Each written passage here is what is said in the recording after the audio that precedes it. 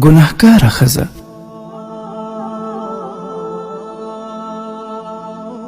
یو روایت دی چې په بني اسرائیلو کې یوه ښځه وه.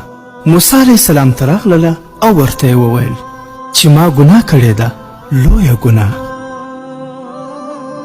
اوس مې ترېنه توبه ویستلې ده.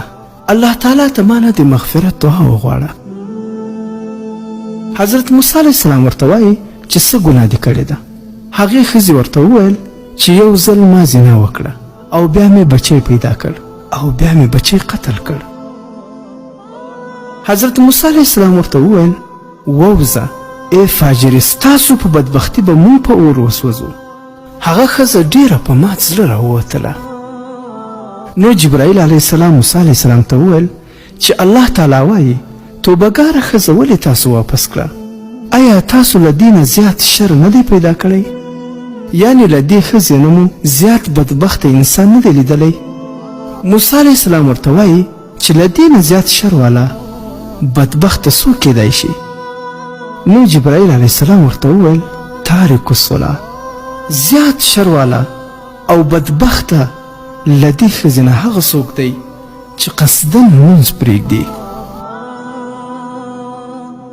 كتاب التقريرات العالية في المواعظ العشرة، صفحة نمبر 40. عبرت.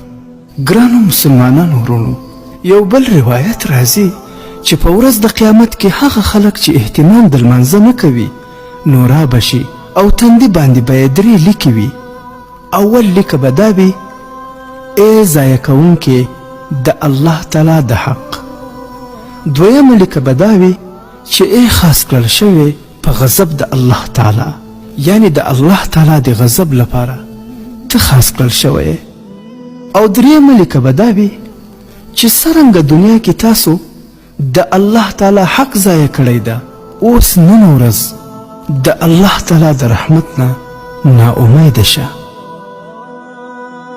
د طبراني روایت دی چې کوم سړی امانتدار نه وي د هغه ایمان نشته. د چا چې اودس نه وي د هغه لمونځ نه کیږي، او چا چې لمونځ ونه کړ د هغه دین پاتې نشو.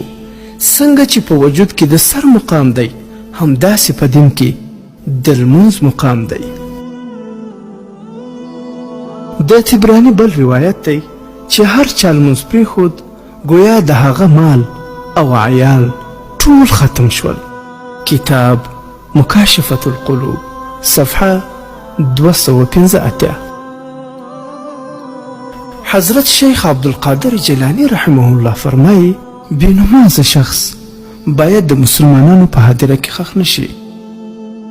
حضرت امام ابو حنیفه رحمه الله فرمایي بېنمازه شخص باید تر هغې زنداني شي چې توبه وباسي.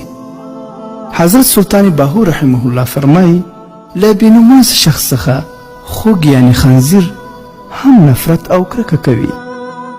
حضرت امام شافعی رحمه الله فرمایي بېنمازه شخص واجب د قتل دی.